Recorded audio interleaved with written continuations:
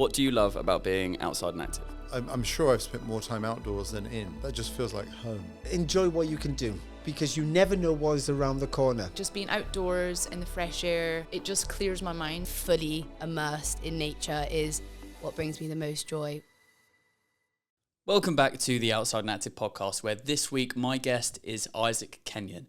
Isaac is one of the youngest international keynote speakers in the world who wears a load of different hats. Isaac's also a philanthropic, world record-breaking British eco-adventurer, yes, that's a bit of a mouthful, an energy transition expert communicator, a fellow of the Royal Geographical Society of London and the Geological Society of London, and a trustee for Mind Mental Health Charity. Okay, so we've established that he wears many different hats, but he really seeks to make a positive difference to the planet in search of climate solutions and has founded his very own corporation, which is a B Corp, Climate Explorers. Isaac has swum seas, climbed mountains, rode oceans, cycled, toured countries, and even cycled overseas.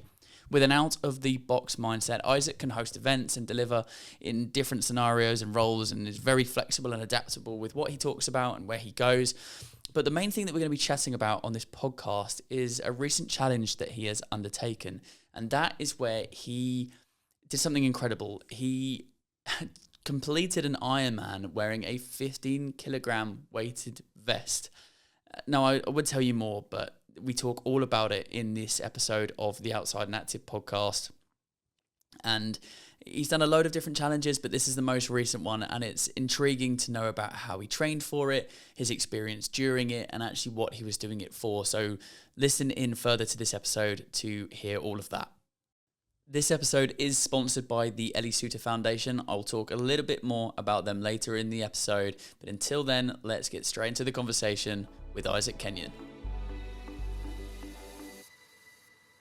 Isaac, we've got a tradition on this podcast that kicks off with a piece of advice, and that's not a piece of advice from me, it's a piece of advice from a previous guest on the Outside and Active podcast. And this week, the advice for you comes from an incredible ultra runner called Scott Jenkins, who has recently completed the Destination Trail triple crown of 200-mile marathons in 2.5 weeks. I got there. Unbelievable achievement across the US. So I was excited to hear his advice, and his advice for you is have an adventure in life and do some good, which I think is perfect because you are doing both of those things, which we're going to talk about. Firstly, what's your reaction to that advice? I love it. I love things that are simple one-lines. You know, people tell you, you should do this, and this. I think you can get lost in the complexity of the advice being given. And I think adventure, do good, simple, to the point. Anyone can interpret it how they like.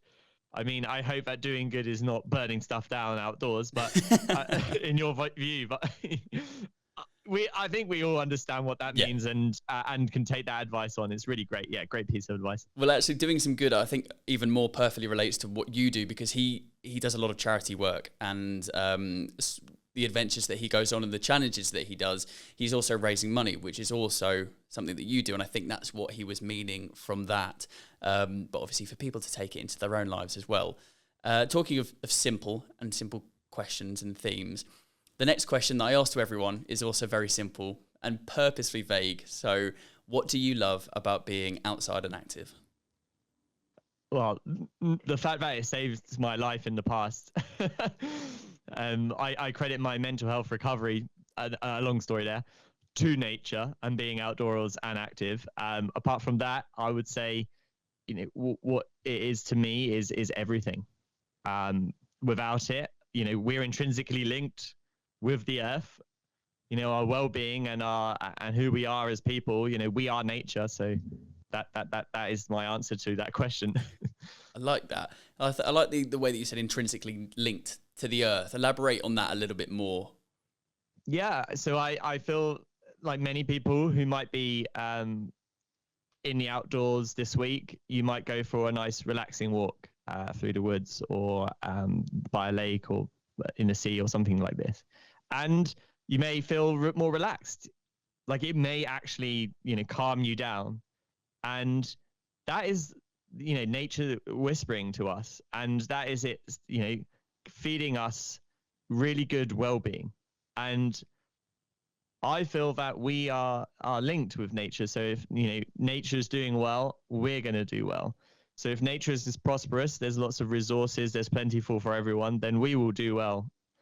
If nature is not doing so good and it's a catastrophe, then there's always incidents for us. And I feel that our well-being is linked to the well-being of the planet.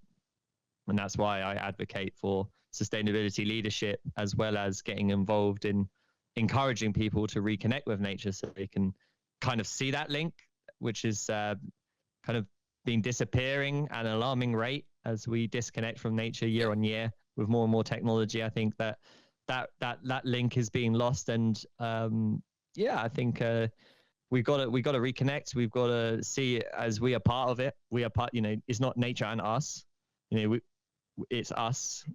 We're a team, us and planet together. And that's how I like to view that. Listeners in the intro would have heard about the many different hats that you hold and the number of different things that you do. Just to list a few off, again, world record-breaking adventurer, keynote speaker, co-founder of Climate Explorers, trustee of Mind Charity, a number of different things. And also there's more than that. And I'm interested to get into quite a few of these, but I'm also interested in what the mission statement is behind you, behind Isaac. What is the driving force that kind of means that you get involved in all of these things? Yeah, so the main mission for me is I want to be here to create a positive impact. People, planet, everything. That's why I'm on this planet. I want to empower individuals to take care of the environment they're in and take care of the mental health of others. These are seriously key things to me. And that mission statement, how that all came about, was a realization many, many years ago where I had a crisis, a personal crisis, and didn't find until I had a moment in nature an answer to this crisis. I was in a state of mental health issues, anxiety, panic disorder, suicidal thoughts, all those sort of things. It was a downward spiral. Everything was falling apart. I got out in nature and something happened to me where my spirits were lifted. I was able to think properly again. I was able to kind of reconnect with myself. And it was the generosity of nature. It gives time, and also just gives something like a presence that makes you feel warm and welcome. And what happened on that day is what's driving me at this moment. I believe that I was saved by the outdoors. It stopped me from getting into a worse state. I changed my lifestyle to get more involved in doing outdoor activities and sports, and despairs and moments of despair has really, really become rare. And when it does, I get outdoors and it's like my reset button and it helps. And that's the driving force for that mission, because I believe that hundreds and hundreds of people who were, like me in that state of mental health crisis, they're burnt out from their jobs, working too hard. They're not getting any outdoor time, which means they're depleted in brain chemicals that give happiness. Serotonin, for instance, is what you get from outdoor activity, oxytocin.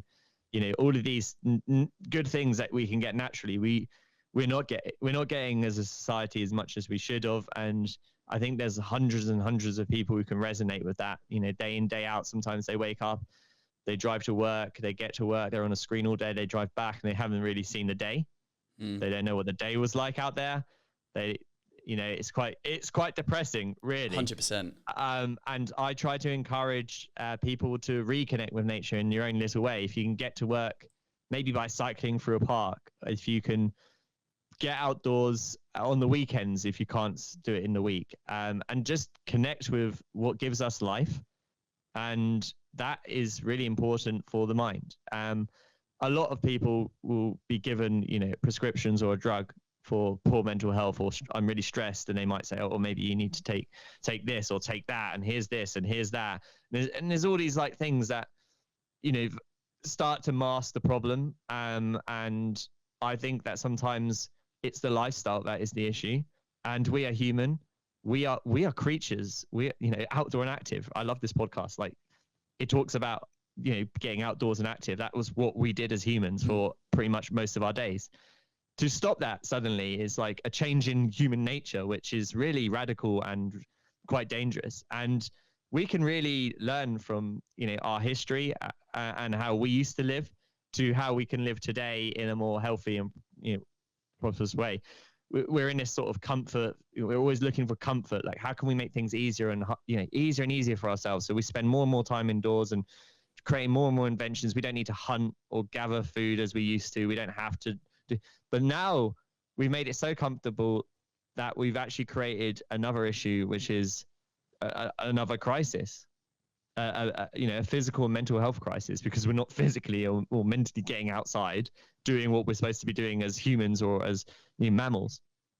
So, and that's what's driving me at the minute, is the fact that, this helped me and it's helped a lot of people. There's a lot of science behind what I talk about. There's a lot of research. There's tons of charities that suggest, 5 ways to well-being, for instance, and that's all about getting outdoors. My mission is to protect the outdoors, though. It's not just to get outdoors. I do more than just getting out there and, enjoying my runabout and whatever. I advocate to protect it, because there's another crisis going on at the same time as this mental health crisis, which is a climate crisis. And we are taking far too much from the earth, and we're not replenishing at all at the rate that is as fast as we are taking, which means there's a deficit. And if we continue to deficit, there won't be an outdoors, there won't be a nature for us. And then we'll be in a real trouble. We do need to learn how to coexist with the planet. And that's where, when I say in my mission statement, to empower individuals to take care of the environment and the mental health of others, that's why I put the two together, because I do think they're very linked. I'm just jumping into this podcast to tell you a little bit more about this week's sponsor, the Ellie Suter Foundation, which was set up to support young winter sports athletes through funding initiatives and coaching them through the pressures of professional competition following the tragic death of Ellie Suter in 2018. Importantly, the foundation is now focused on raising awareness of the dangers of concussion and has recently partnered with Impact Online Concussion Testing. The Impact Baseline Test is an online assessment which measures functioning of the brain in a healthy state. Take the test and store it on the free app provided so you can carry it along with you in your daily life. And in the unfortunate event that you experience a concussion, you can then sit a post-traumatic test to help medical professionals determine changes from your original test and help you with your recovery.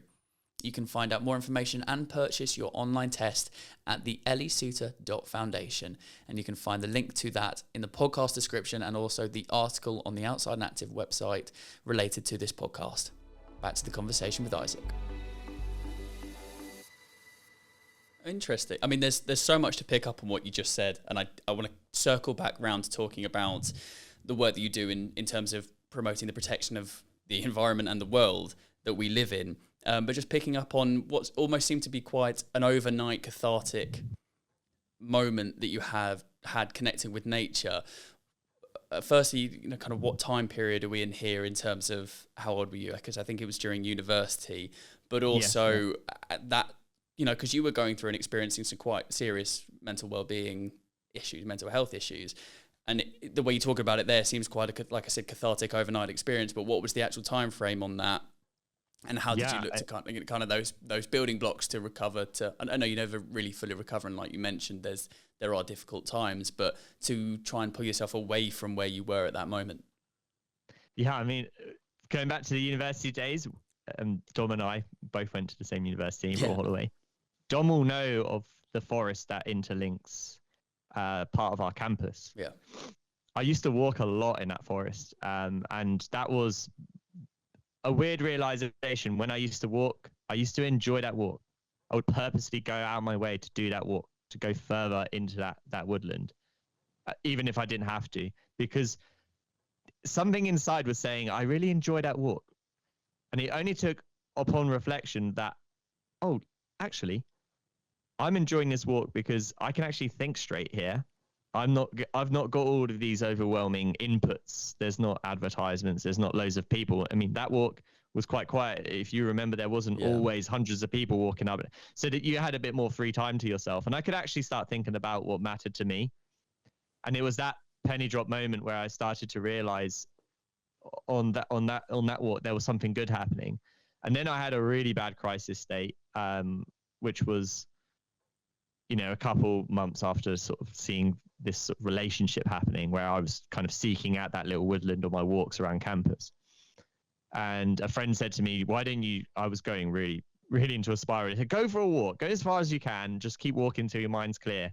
Because I spoke to my friends openly. I said, I really like getting that walk in the woods. Yeah. And they just suggested for me to keep going. And so I walked and walked and walked. I walked for a long time that day. I walked, so local to the university, you remember Virginia Water? Yeah. I walked through Virginia Water, through the Royal Park. And I kept going further and further. I went along the river, ages and ages and ages, just going along. And through that walk was a realization, not just that, I was enjoying the walk, of course, because it was fun, but I was connected with the outdoors. I could hear and see things that I didn't really take in. And that was where I was thinking, what, there's something up here. I really need to really get involved in the outdoors, in nature, because this thing is really powerful. I came back every time from any walk like that, long walks. So I started doing it again, of course, because it was really interesting to me to experiment, to see how my mind and my body was changing. And the more and more I came back from these walks, the better and better I felt, the stronger I felt. I had more energy. I was more productive. I felt more healthy. My engagement with all my peers was all better. And suddenly this mental health spiral was kind of reversing. So yeah, it did take a couple months for me to come around, but there was a penny drop moment, that realization, where you just reflect and you think, I've got it. I need this thing, and this thing also needs me, because it looks like the rest of the world is killing it off. So I also wanted to, vowed myself, I'm going to protect this. Right. I'm going to protect nature as well. Well, that kind of links in with, again, a university. You were studying an earth sciences based degree as well. Yes, but science, it's weird. Science and jargon, all that scientific jargon and things. Yeah. Sorry, I've just hit my screen.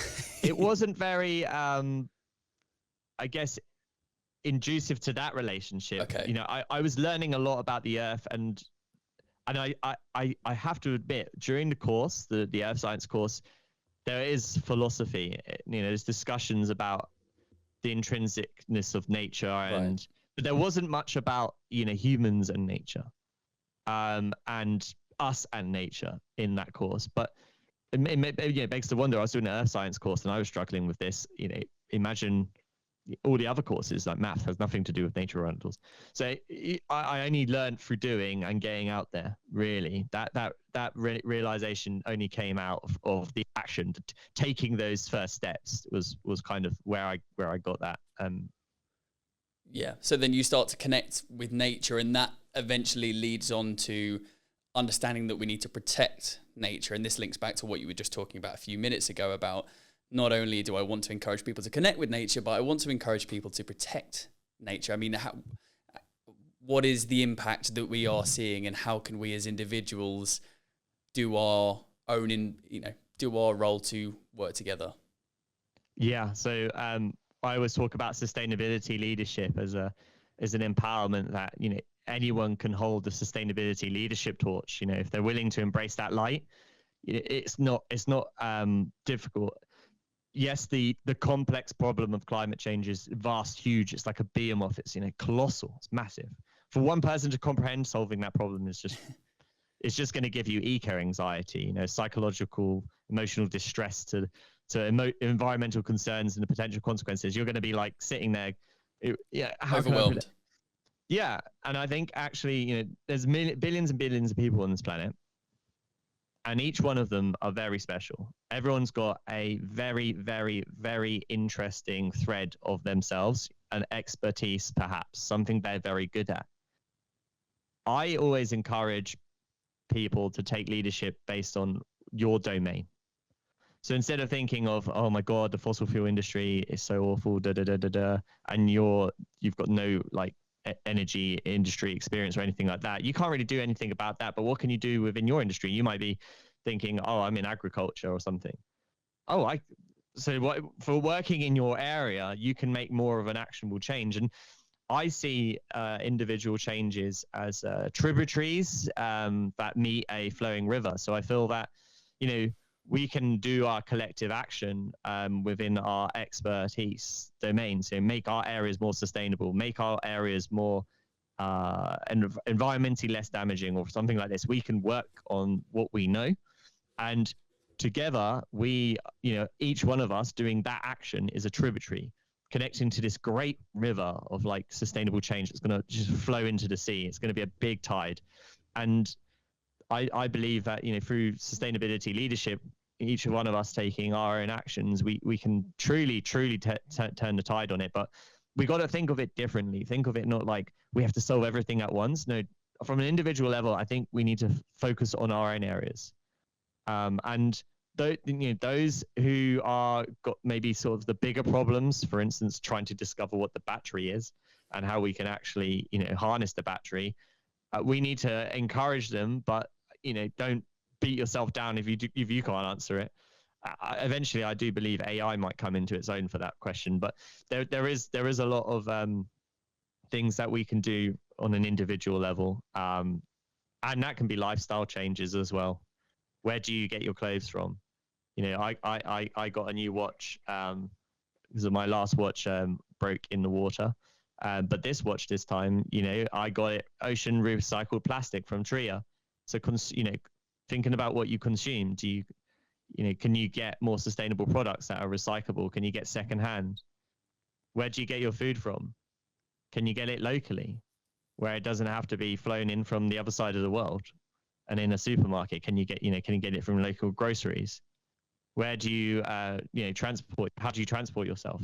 Do you need to drive? Do you need to take that flight, or can you take a train? Thinking of all the actions that you do in your day-to-day basis and looking at ways you can be more sustainable. You might not think that it's not making a difference because it's just you and your lonesome, but collectively, if we all did that, it is a huge, huge difference. And think of every action you're doing as like a new tributary into that river of flowing sustainable change. I think that's a good way of looking at it, of everyone having their own tributary that's going towards this big river of making a big change. And I want to probe a little bit more about what else you do with Climate Explorers before we start going towards the adventures that you've taken on the world record, successes, and then eventually leading to this recent challenge that you've done. But tell me a bit more about Climate Explorers, how it came about, and what kind of the mission is there. Yeah, so Climate Explorers was born out of a impact campaign called Pedal Parks. So where I first took on my sustainable leadership role, like the first time I was like, okay, I'm going to be leading by example on this. I decided in 2020 to create a new era of adventure. So I saw adventure as my area expertise, and maybe your guests might have heard in the intro, but I've done quite a lot of world records and outdoor challenges in my time, and some of them have been quite I guess environmentally friendly. This particular one was probably the most sustainable, environmentally friendly challenge I could possibly have ever done. But what I wanted to do was inspire a new era of adventure, something where I could say, as a domain expert, going back to that, I will make my area more sustainable and I will try and lead the change there. And I called it Eco Adventure. And that was a new type of adventure that it's basically was combining environmental responsibility and education with adventurous activity. So instead of going outdoors, on your mountain bike and kind of tearing up the trails, you go maybe outdoors, go on your mountain bike, maybe go on some of the trails, but not all of them. The ones that are damaged already, don't go on those, and let the land restore itself. And then maybe perhaps get involved in some of the grassroots sustainable action around those trails, like getting involved, maybe some tree planting, for instance. So you leave the place better than where you found it. And that is what the Eco Adventure concept is. It's how can we get involved in sustainable grassroots action during our adventures, and also share that message to others that they can do the same. Right. Because outdoor adventure industry, travel industry is terrible for the planet as well. It's not. I know we are connected with nature and we love gaining outdoors, but we're still like flying to Everest, and we're going up there with tons of plastic and leaving all our trash there. There's microplastics at the top of Everest now, and I just met a new adventurer the other day. He's not a new adventurer, sorry. For me, he was a new adventurer because he was new. But for others, he's been around for a very long time. He's a polar explorer, and he's going to the South Pole to measure microplastic samples to see if plastic has made its way all the way to the middle in the South Pole. That's insane. I beg that he doesn't find anything there. I really hope he doesn't find microplastic. But if it's at the South Pole and on Everest, microplastic, travel adventure tourism has had its impact. We're just at fault as other industries. Outdoor industry is just a different form of industry, right? It still can be made more sustainable. So eco adventure is about promoting those activities, but trying to be involved in restoration. So we made our first eco adventure, and this was a long cycle from the north to the south of the UK. It went from Orkney Islands, which is just north of Scotland, all the way to the Isles of Scilly, which is off the west coast of Cornwall. And it was a 1,200, 300-mile cycle. And we cycled over water, which was very exciting because those two stretches had never had cycles over before. Wow. People had swam them before. They had been swam, but no one had cycled them before. And in the nature of that, we were cycling the length of the UK. We thought we'll keep the cycling theme, but there are also very dangerous tidal streams, especially the one in the north. They're one of the most dangerous tidal streams in the whole of the world.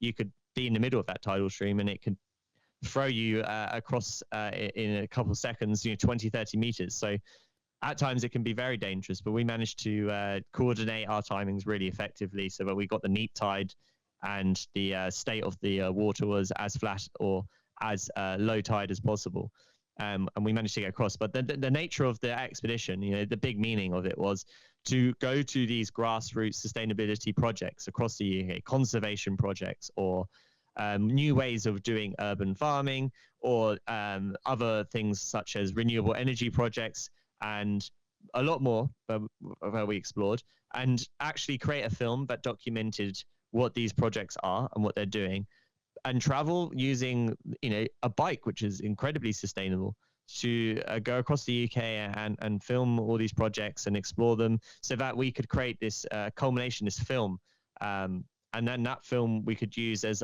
a way of, I guess, sharing the message that these are projects local to you. You can get involved in. You can help turn the tide of sustainability through climate action.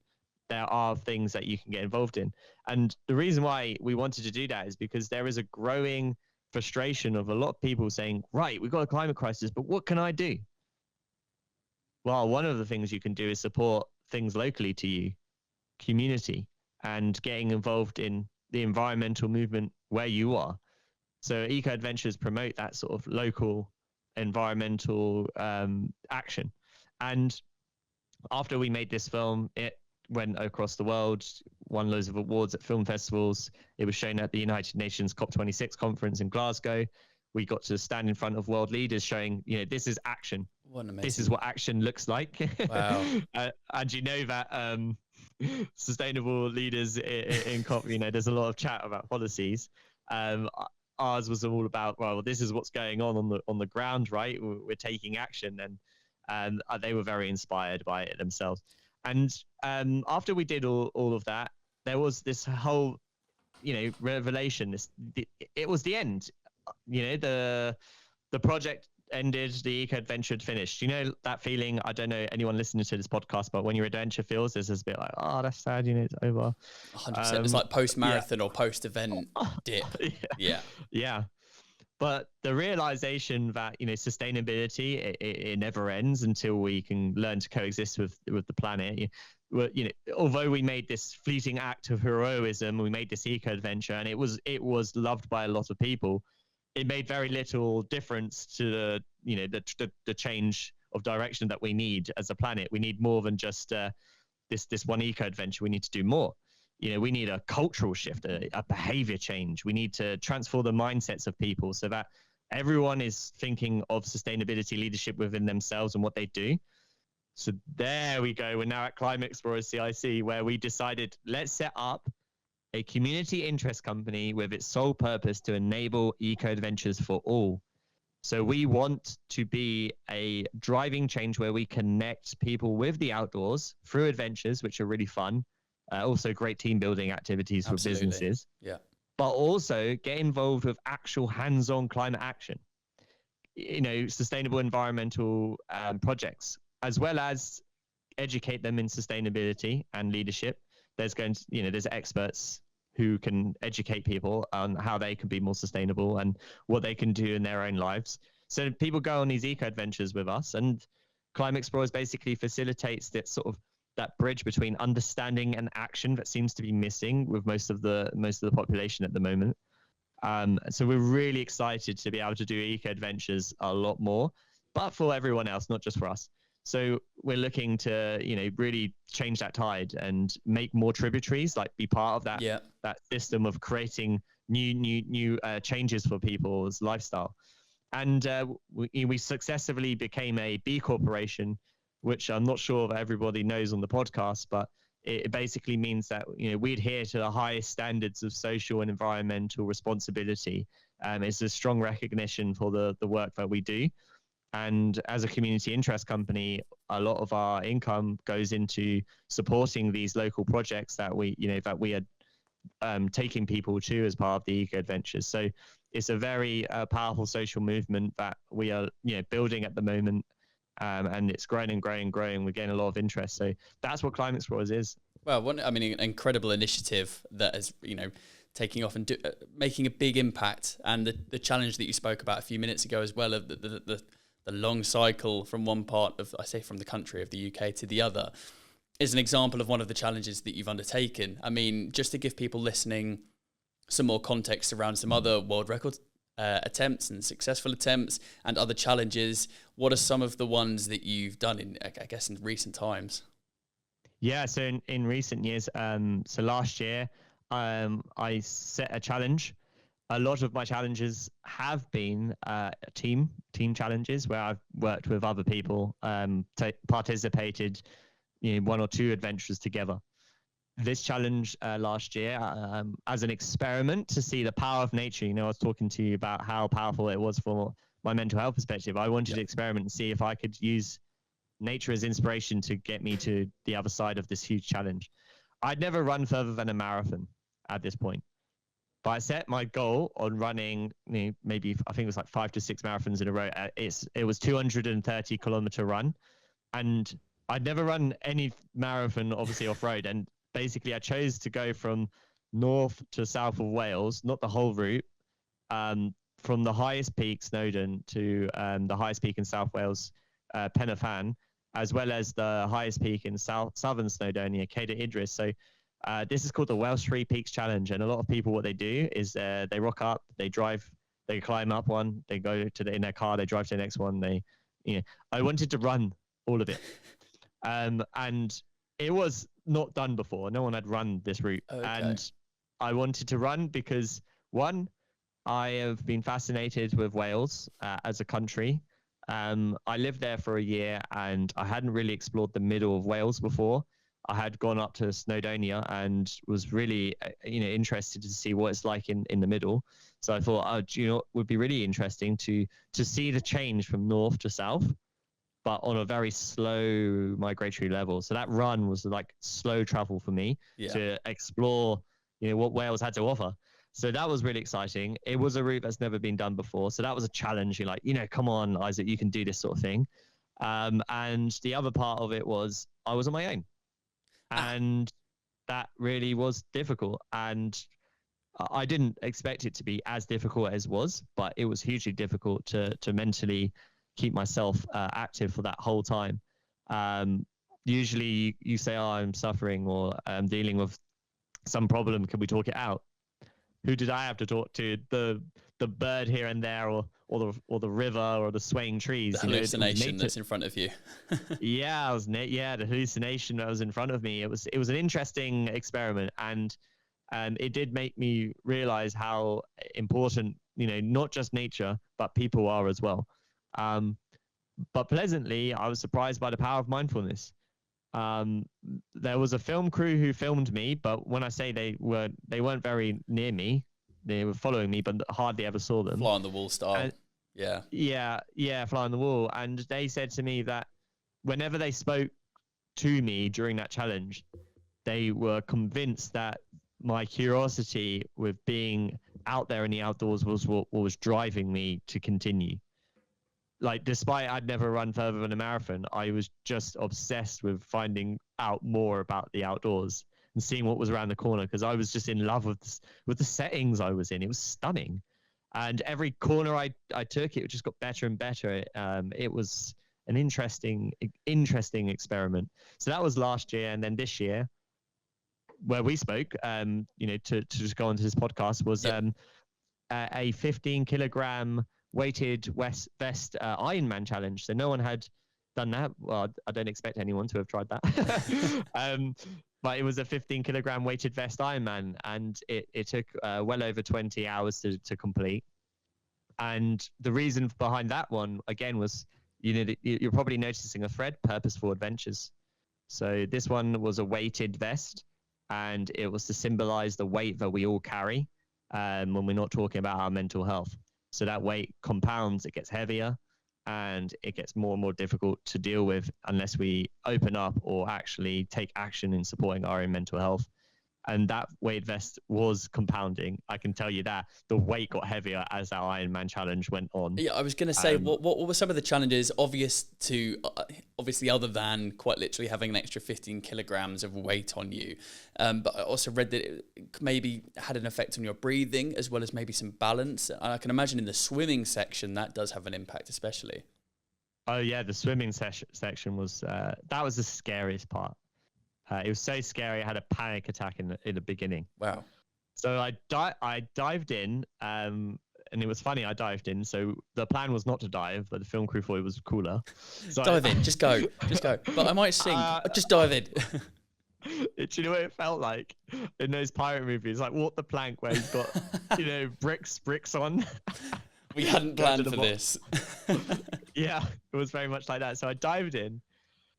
And I went to take my big deep breath, and I realized I had this vest on that was compressing my chest, because obviously I could not expand the vest. So I'm trying to get this big breath in because I need it. And then it just put me into a bit of panic. I had trained to enter water slowly and get my breathing in the right rhythm and cadence, so I could do it in the sea. I was training in the sea very well, but in this instance I dived into this lake and did that, and it threw me off, and I should have trained that. And because it threw me off, I went into a bit of a panic, real panic. It took about 5 minutes to calm myself down, treading water. So I'm not moving here, I'm not making any distance, I'm just treading water with this vest on. Eventually I calm myself, and then I start the swim. And you're right, the balance is really hard. So during the training, I had to learn to kick a lot harder. So a lot of men will find that actually, they have to kick a lot harder because they don't have as, I know this sounds maybe perhaps a little bit awkward to say, but men especially have to kick because their legs and stuff don't raise as much as a female's legs would, on the surface. So we have to kick a bit harder, and that there is science to prove that. But with a weighted vest, I had to kick even harder because I had this weight pushing me down. So the velocity of kick was so important. So for that whole 3.8 kilometers of swim, I had to kick like an absolute monster the whole way through to keep my my body above the water, so I wasn't like dragging my legs through the water. Because a lot of Ironman athletes, or people who do Ironman, they don't focus so much on their kick. They you see them with pool boys a lot. In this instance, you wouldn't have been able to have survived that swim without learning to kick hard. And the weight of the vest was really off balance. So every time I rotated to do a stroke, not only did I have to almost lift a shoulder press because the weight is on my shoulder, it's actually like lifting a dumbbell. I had to do that, but also I had to be quite careful that I didn't twist too much, because the actual vest can make you flip. because you unless you've got an insanely strong core, which I had to develop a really strong core to be able to do this, you could flip onto your back by accident because you just over rotated. So yeah, the swim was difficult. Was there questions about the other bits of sport? Yeah, as well? I mean, they all had different challenges. Yeah, because I mean, if anyone is thinking, 15 kilograms can't be that heavy. If you've got a kilogram bag of, I don't know, flour or rice at home, it's that times 15, and that's on top. That's not just, walking around. That is, like you said, they're swimming, trying to keep your balance, trying to move forward. And then I actually wanted to ask about the metrics of an Ironman, because some people might know, I know it's a long distance, but what actually is the distance for each of the 3 disciplines? Yeah, so the 3 disciplines, swimming, that's the first one. Usually people do the swim first, and it's about 3.8 kilometers in distance. And then it's followed by a cycle, and that is around 180.2 kilometers, I believe. 100 and something miles. I can't remember that miles. I'm not very good at the miles. Yeah, it's about 180k. 118k miles. And then we've got the run at the end, and that is a marathon. So that's 26.2 miles, 42.2 kilometers. So that's the metrics. Yeah. So you're coming out of, obviously, I think especially in this, when you're saying you have to kick heavier in the swimming, to then go into the cycling where you're constantly losing your legs, and then at the end of all of that, you come around and then you go, right, just got to run a marathon now, last third, run a marathon, and then I'm done. And all of this with the weighted vest on. I mean, I just wanted to ask what your mindset was at the start line, and kind of given us an inkling about being basically thrown in the water and having to get used to having that panic and get used to your breathing. But are you nervous? Are you confident? Are you thinking about the run that's going to be in sort of 20 hours time? Or are you thinking, no, just swim? That's all I've got to focus on now. Well, yeah. I mean, how it panned out was so different to how I envisioned, I have to be honest with you. I didn't envision how long it would take. The one calculation that I didn't take into account when I was doing the preparation mentally for this was the compounding of weight. So as you get more tired, you get weaker. Your body deteriorates, right? With a weighted vest, I can tell you now, it was accelerating. It was plummeting as time went on. I was struggling so much with the exponential compounding of that weight as the challenge went on. The longer it went on, the harder it got. At the beginning, I was standing there on the lakeside thinking, I can do this. I've been through a lot of endurance challenges. I have the mindset to keep going. I also have the mindset to know when it's enough, or to tone it down or slow things up or change tact. I'm adaptable. I've proven before that I can change my approach. And I have a lot of strategies for changing an approach. Never on a challenge have I ever had to change my approach as much as I had to on this challenge. Right. It was unbelievable, the amount of different mind games I had to play with myself to keep myself going. The actual nature of the routes that I was taking, I had to edit and change. It was, I have to say, it was literally, it kept me awake because there was so many problems to deal with. Constantly adapting to things on the go. And that's not really what you want when you're taking on a challenge like this, because you just want to go, right, everything's laid out for me.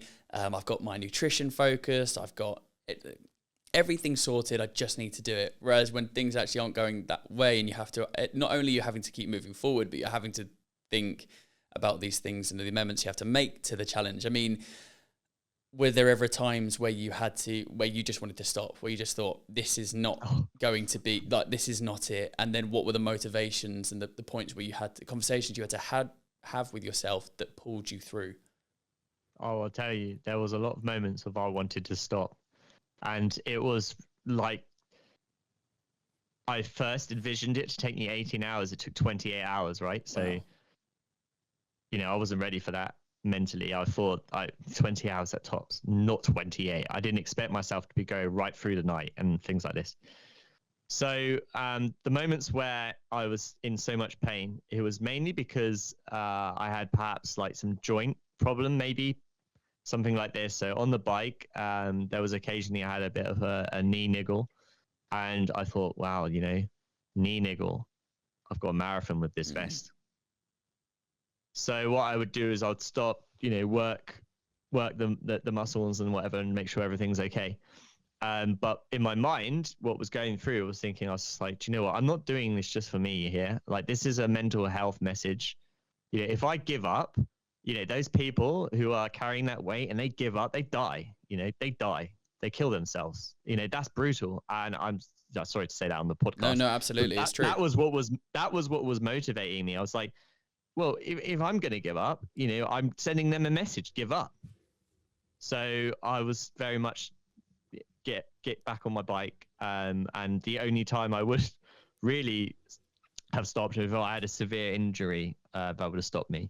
That was the only time in my mind I was ever going to stop. I said, I'll keep going and going and going. And if there's no severe injury, that's it. I'll keep going. And am I right in saying you were taking on this challenge on quite a poignant day as well, September the 10th? World Suicide Prevention Day. Yeah, it was a big day. I was thinking about it all the time. It was my motivator for getting to the other side. The filmmaker who was filming was very much like, you are man possessed. And I said, well, if that's what it takes to get out of these crises, then so be it. I'll be possessed if it gets that message across that we shouldn't give up. And right at the end of that challenge, I take that vest off. After the filmmaker, he says to me, how do you feel? Like, are you okay? And then I admit, like, I'm so exhausted. I'm so weighed down. I feel awful. And that's me as a man opening up, showing vulnerability. And I take that vest off as a symbol of the weight that I've just shifted after saying that. And it's really powerful. And that video of you finishing as well is on your social media. And I was watching it earlier, and just you going up that, it was a kind of 11 o'clock in the morning. You're finishing a lot later than you expected to.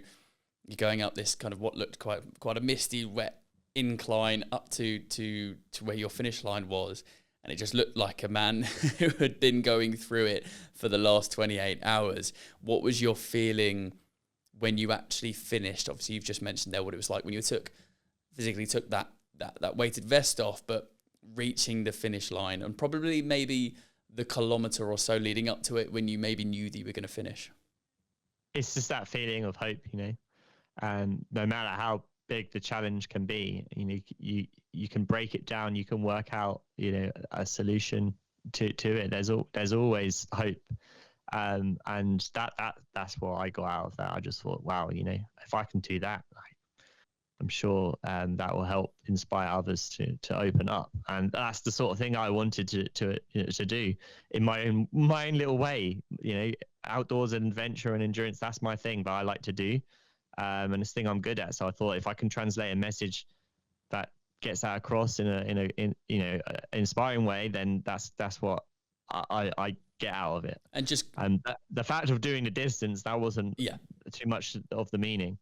Just quickly, everyone's always interested when people do these challenges and take on different adventures about nutrition and hydration. What was your plan for that? Because often you're burning so many calories in that time period, you have to put it, fuel your body as well, but it can be quite difficult having solids. What was your strategy for nutrition and hydration during that challenge?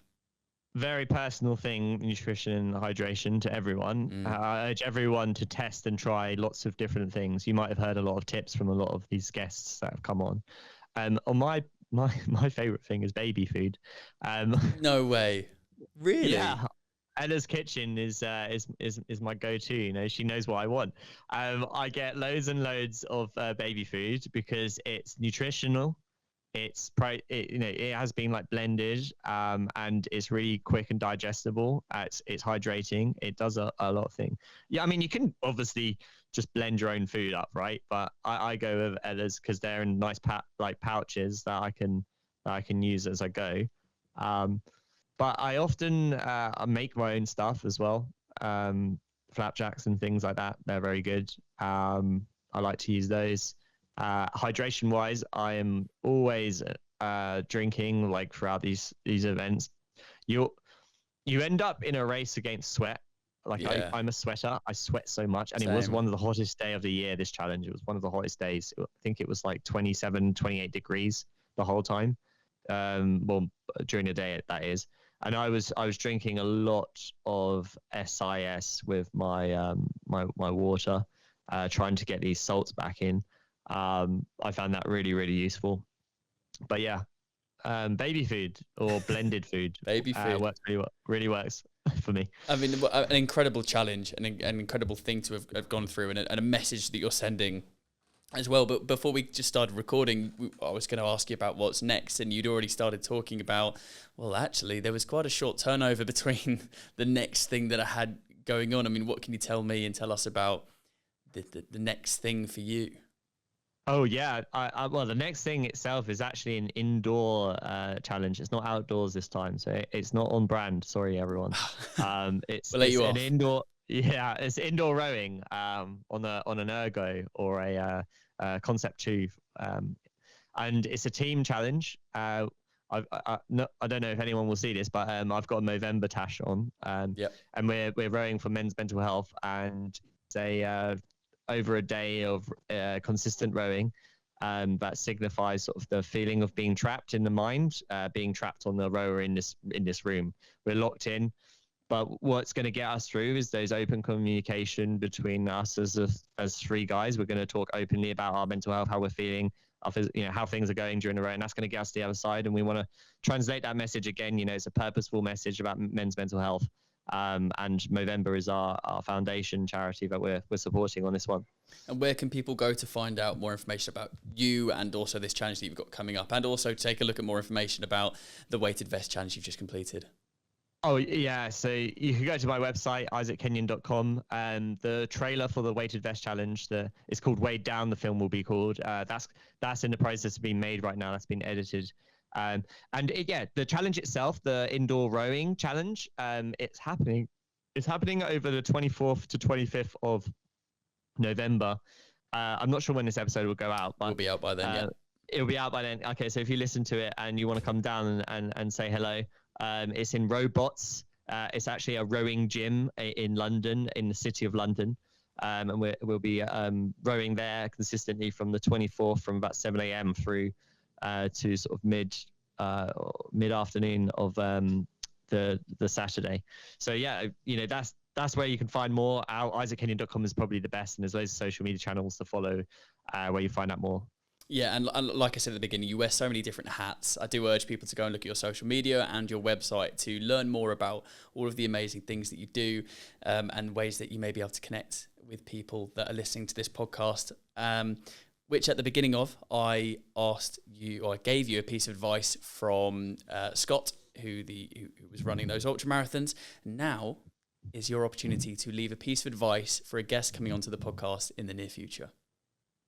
Okay, yeah, I've got my piece of advice. I've been thinking about it ever since the first question or the first bit of advice. Yeah. So I would ask, request, or make a request for anyone listening or next person coming on. Next time you go out for a walk in the outdoors, say the woods, take a notebook and a pen, and spend some time out there, an hour or so, and just write down what you're thinking. I like that. I've not had that one before. I like having different ones. I like having things that are quite different, that make people think and actually go, oh, you know what, I'll ingrain that into what I'm doing next. So that's a good piece of advice. I look forward to passing that along. Isaac, Thank you so much for your time, and good luck for the challenge that's upcoming. Thanks, Dom. Yeah, that was great chatting to you. Thank you.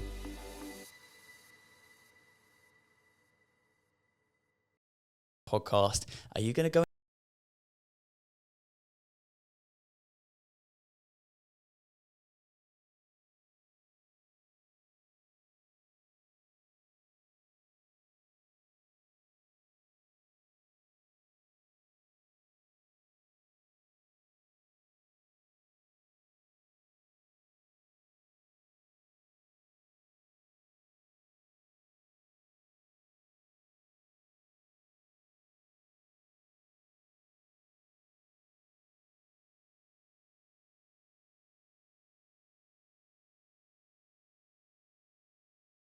of the podcast? But until that time, I've been Dominic Brown.